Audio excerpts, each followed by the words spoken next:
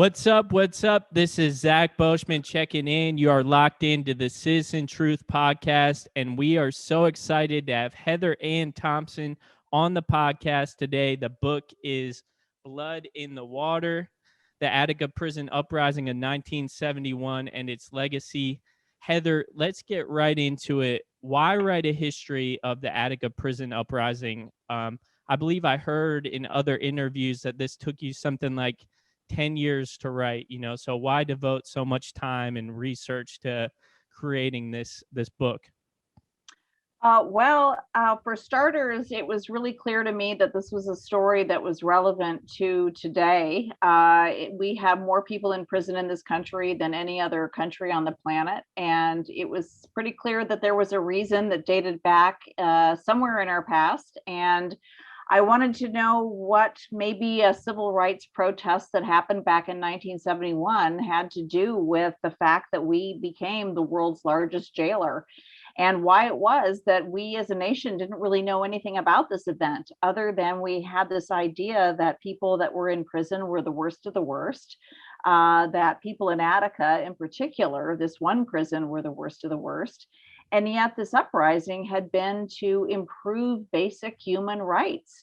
So how had we gotten this story quite so wrong? Like, how had we come to this conclusion that prisoners were the worst when what they had wanted was to be treated better? So it was just sort of this journey to figure out what had happened so many years ago. And you're right, it took forever. It was actually about 13 years.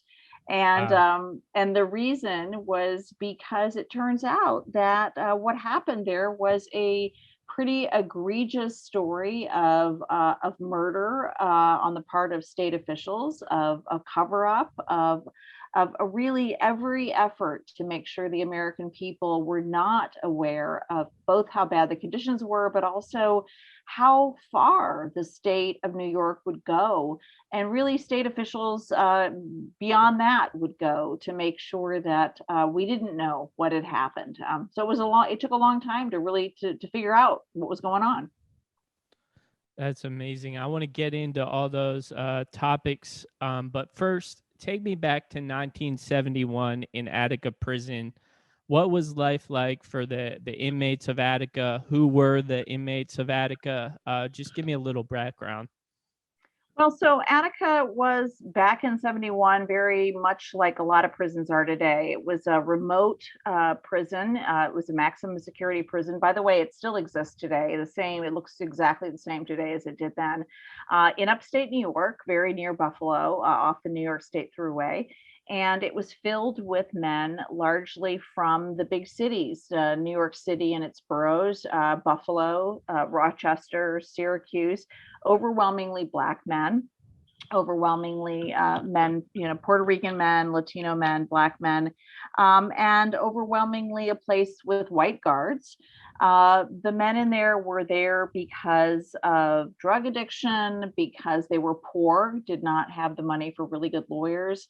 Some were there for quote unquote serious crime. Some were there because they were unable to get good lawyers. Some were there because they were there on parole violations. Some were there because they were old men. Some were there because they were young men.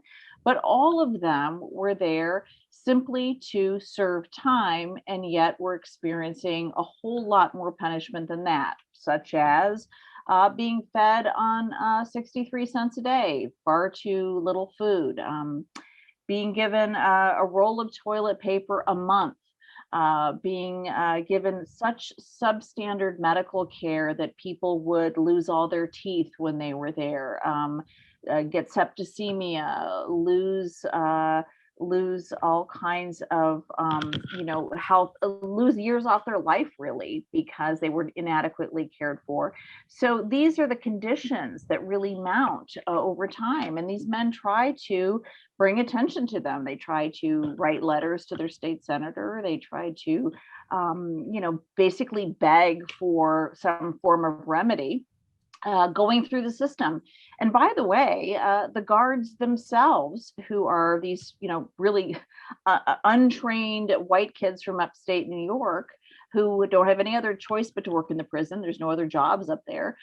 They too recognize that this place is not good. They're being worked way too many hours with too little training. And they too were complaining. They're saying, look, this place is terrible. We need to do something. So between the guards saying this thing is terrible, we need to do something, and the prisoners saying this thing is terrible, everyone knew it. But prison management is doing nothing. And Albany Department of Corrections is doing nothing. So again, an eerily similar situation to today. Everyone knows it's a crisis. Nobody's doing anything. So take me to September 9th. How did the uprising start? Well, it basically starts, believe it or not, a bit accidentally, which is to say that it was a day like many other days, lots of tense emotions, lots of anything probably could have sparked it, but as often happened, prison management makes a decision on this day that is pretty ill-fated. It just so happens that it makes a decision when the men are coming back from breakfast to essentially lock them in this yard, in this tunnel going back. They should have gone out to rec. They don't go out to rec. The management wants them to go back into their cells. And because of this decision, which they don't tell the guards what's going to happen, they don't tell the prisoners what's going to happen, panic ensues. And because people are panicking, they start backing away from each other. A fight breaks out. And essentially what happens is this gate opens because it has a faulty weld at the top. And to make a very long story short, complete chaos erupts. And in those first few moments, it is really a riot. That is to say, chaos. Nothing is planned. People are getting hurt. Men are grabbing guards as hostages as a matter of self-protection.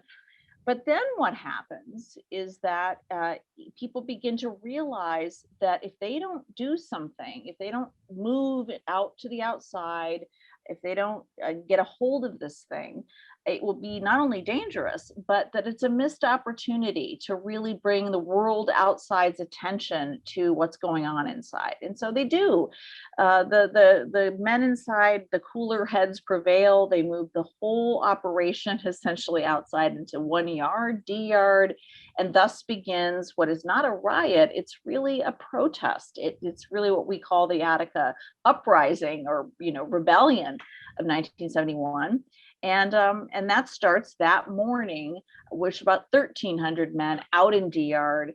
And that's when the whole thing starts. They elect men to speak for them out of each yard. They set up a negotiating table, and the hostages, who are guards and civilian employees that they've taken, they surround them with two circles of prisoners to make sure they're protected.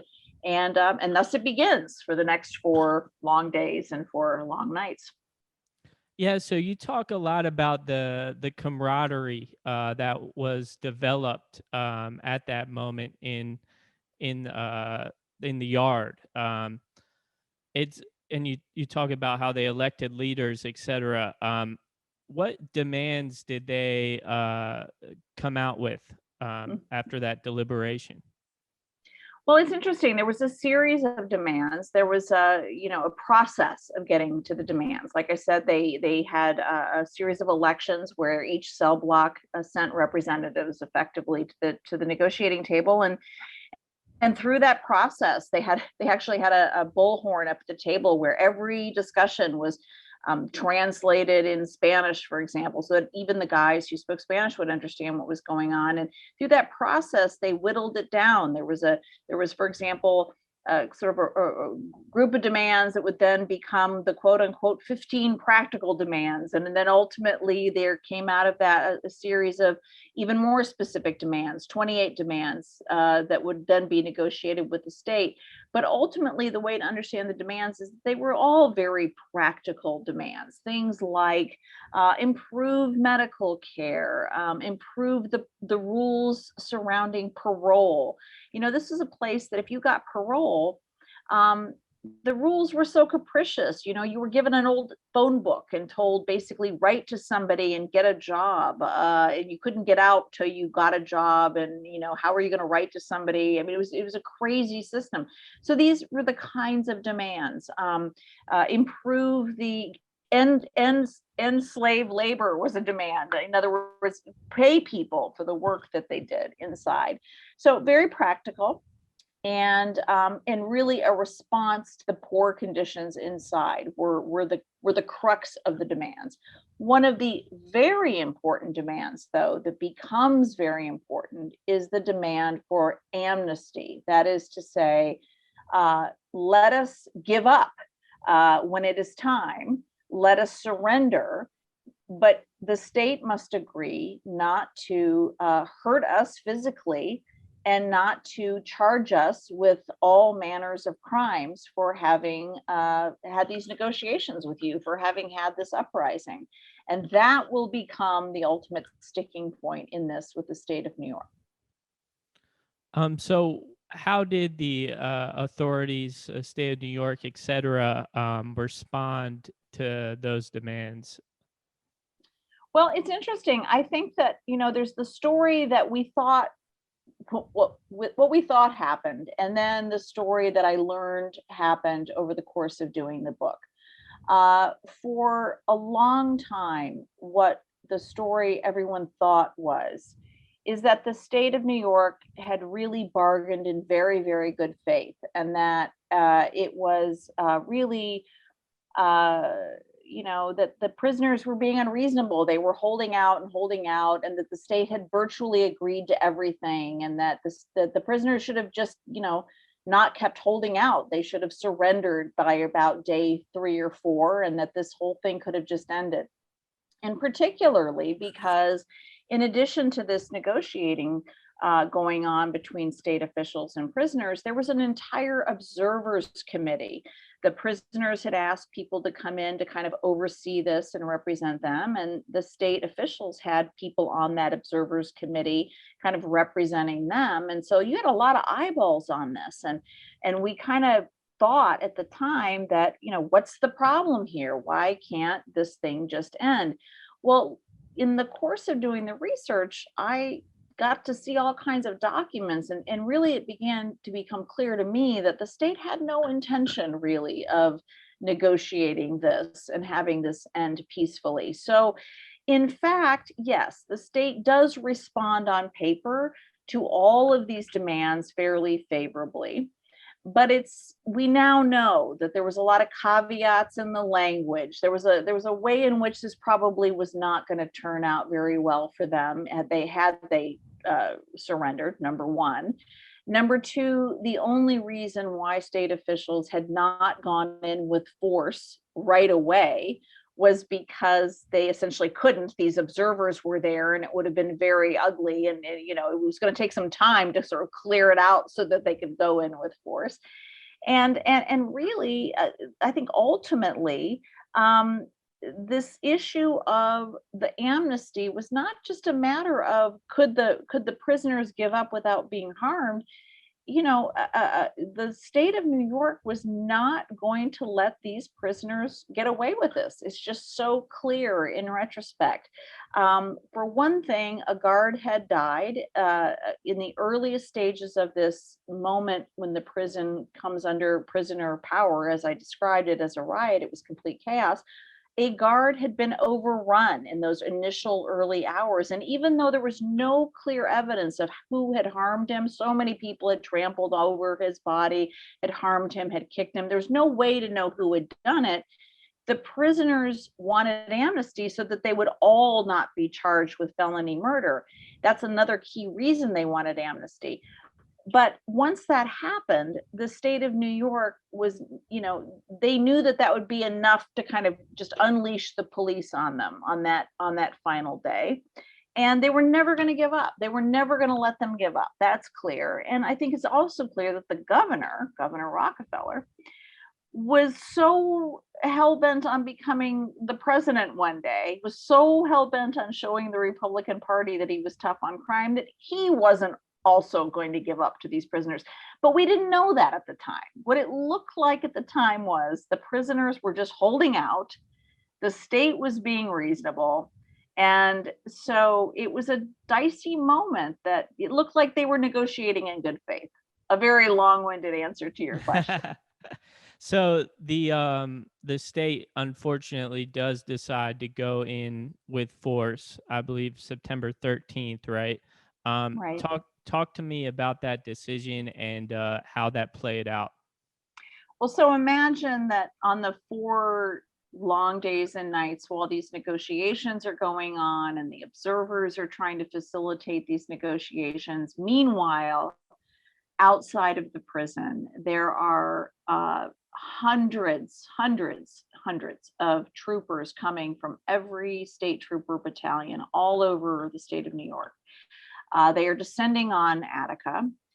They are joined by park police and sheriffs and corrections officers from every prison in upstate New York. And for the same 4 days and 4 nights, these officers are there getting no sleep, getting riled up on these rumors and innuendos being fed to them by the FBI that the hostages inside are being tortured. And these guys are passing out weapons indiscriminately. Nobody's writing down serial numbers. People are just itching to get inside. They are itching to exact revenge. And the observers are basically telling the governor's office, do not let these guys come in and retake this prison. And they don't mince words. They say, it's going to be a massacre if you do. There's got to be a way to end this. Keep negotiations going, anything but that. And then on the 5th morning, as you say, September 13th, early in the morning, the state officials go to the gate, a gate that they had gone to every morning. And they basically say to the prisoners, as they had every morning, it's time to surrender, give up the hostages. It's time to end this thing. And as every morning, the prisoners basically said, we'll take it back to our guys, basically we'll take a vote. No, thanks, but no, we'll keep negotiations going. Because now I found the document that shows that they were deliberately told not to give the guys inside an ultimatum. So the guys inside think negotiations are still going on. And what they didn't know was that the governor was about ready to send in about 300 heavily armed state troopers. And so imagine the scene. It's, a cold, chilly rain is falling over D-Yard. It's early in the morning. And all of a sudden, the guys hear a helicopter start to fly over their heads. And they're so naive, they think that maybe Rockefeller is coming. They hear the chopper, and actually a cheer kind of goes up because they think, oh my God, maybe he's coming. Maybe he's coming to help end this thing. And then the helicopter leaves. And so then they get panicked because they realize, no, that's not what's happening. And then they realize the observers aren't there. And they start to get very, very scared. And they decide to do something that they had talked about. It was kind of their last ditched effort if the state was going to come in. And that was, they were going to take some of the hostages up on these catwalks that overlaid the yard. And they were going to surround each hostage with a prisoner with kind of a makeshift weapon, one of those like something carved into a knife or something. And they would kind of hold the hostage up with this. Basically, if the helicopter was going to come back over, they were going to, hold the hostage up and with this motion, basically saying, look, if you're coming in, you're putting your own men in jeopardy. Because they had this naive idea that the state of New York would not come in if it meant saving its own employees. And of course, the guys up on the catwalk, even the hostages, at this point, they're terrified because they don't even believe their lives are going to be worth saving if it comes to this. And right when they do this, another helicopter comes over and it starts to drop canisters of CN and CS gas, which is like a tear gas, which is actually a powder, and it just mows them down. It goes into their mucous membranes. They start vomiting and choking, and they're nauseated and they fall over.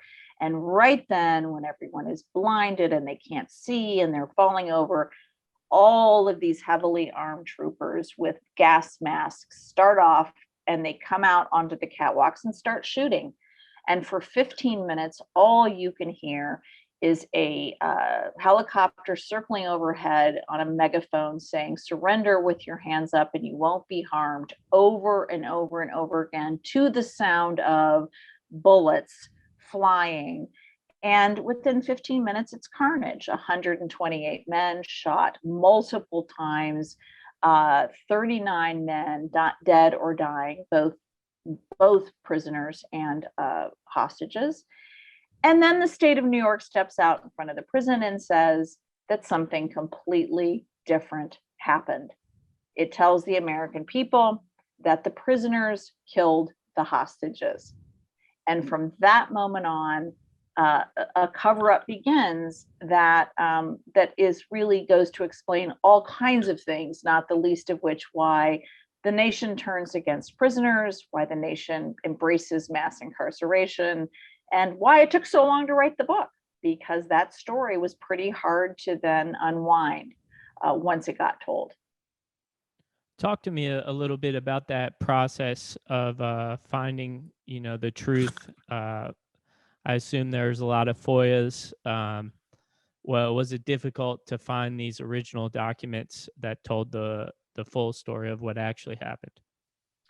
Yeah, well, it was really a humbling process, I have to say, and I can by no means take even a fraction of the credit for it. When I started this book, I was so naive. Historians, that is my training. I'm a historian. We are trained. We go into the archives. We ask for box 30, folder 12. We piece together stories from the archives, and in this case, there was no archive because the state of New York basically had sealed all of the relevant records related to Attica. And so from the very beginning, it was a question of asking essentially who had the copy of whatever the state of New York had, or who had the original. And I could never have found that material without the goodwill of the survivors telling their stories, both the prisoner survivors, the hostage guard survivors, their families, the judges, the lawyers who had kept everything. There were so many people that were determined to keep telling their stories and keep it alive. And of course, like with any cover up, there are people who are traumatized, even the people who committed the harm. And so eventually people break, and they eventually start, people start to tell pieces of that story, and eventually documents start to find their way out. And I also had the very good fortune that in 1976, and we all, American history had the good fortune of an extraordinary man by the name of Malcolm Bell, who became a whistleblower in 1976, and he really blew the lid off of a lot of this in 1976. He couldn't name the names of the people who had committed so much harm, but he was able to at least identify that there had been this cover up. So for me, it allowed me then to start, at least knew what I was looking for. And then I had an incredible stroke of good luck, which is that I happened upon a cache of records that I don't think anyone knew were there. And I was able to find documents that really did identify people who had remained protected for years, and was able to show things like that an ultimatum had not been given, and really critical pieces of information that showed that, for example, in the weeks and months after this retaking, that there had been a series of secret meetings at the governor's pool house in his estate, where he and members of law enforcement, the same ones who had retaken this prison and killed so many people, and the attorney general, that they got together and basically had these secret meetings where they got their stories straight, where they did this, where they created a timeline. The American people didn't know this, and had it not been for people's goodwill and a series of, strokes of good luck, we still wouldn't know this story. And there's much we still don't know. But that is a scary proposition when we think of what the consequences of that which is that, the nation, which in 1970 was for prisoner rights, if you look at polling data, against the death penalty. We were in the process of decarcerating. We really felt that the idea of warehousing people was probably a bad idea. In the wake of Attica, being told that prisoners had, slit guards' throats and castrated them and did all the horrible things that we were told happened at Attica, a generation turns against prisoner rights, and we abandon the idea that, the people who we send to prison are human beings. And the consequences of this have been really, really terrible. This year is the 50th anniversary of Attica. It is a time, I think, for us to really ask how it is that 50 years after Attica, we still have 2.5 million people behind bars, and we still actually have worse conditions in most American prisons than we did in many of them in 1971, because we got this so wrong. So, there's a lot to account for, I think. Do you know specifically what conditions are like in Attica today? You said it still looks the same from the outside. Do you know what conditions are like inside today? Well, yeah. I mean, the last time I was physically in there myself was in 2004, but I do know that, there have been really brutal events that have taken place there much more recently than that. One of the really severe cases of abuse happens there much more recently. You can read an article in the New York Times by a really wonderful writer, Tom Robbins, who wrote about a guy, George Williams, who was so badly beaten by the guards in one of the tiers that he was, kicked down flights of stairs, barely made it out alive. Had it not been for a nurse in Attica who essentially insisted that he be taken to the hospital, we wouldn't know about his story. The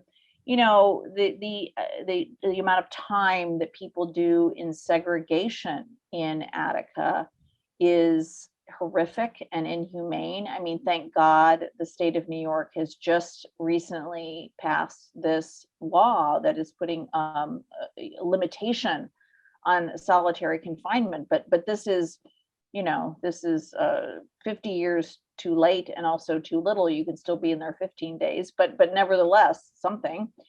There is, Attica is a trauma site, and when you have this much overcrowding, when human beings can be kept in cages 23 hours a day for days and weeks and months on end, we forget something really, really important, that no matter what somebody did to land them in prison, juries in this country and under this criminal justice system in our Constitution sentence people to time away. That is what our system does. That is what a prison is.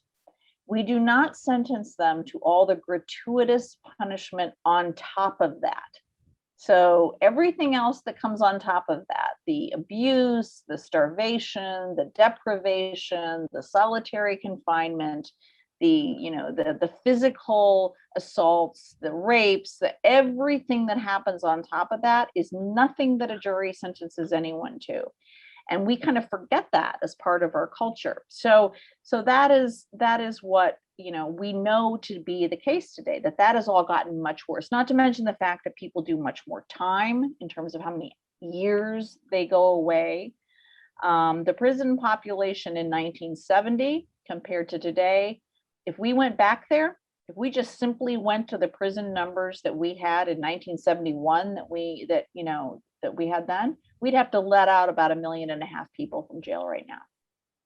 So just to give you some perspective. So when I say it's worse, by that I mean that we have abandoned some of the basic civil rights that we had embraced even back in 1971. And to understand that, you have to understand that Attica was a cry for help, that rather than hear it, We instead said, no, something really different happened there. Those guys were animals. They killed the hostages. It didn't happen. It just didn't happen. And because we didn't get the history right, we took a really terrible, terrible turn in terms of our policy. Heather, thank you so much for writing this book. Everybody, make sure you go get it. Blood in the Water. Really appreciate it. Thank you so much for talking about the book today.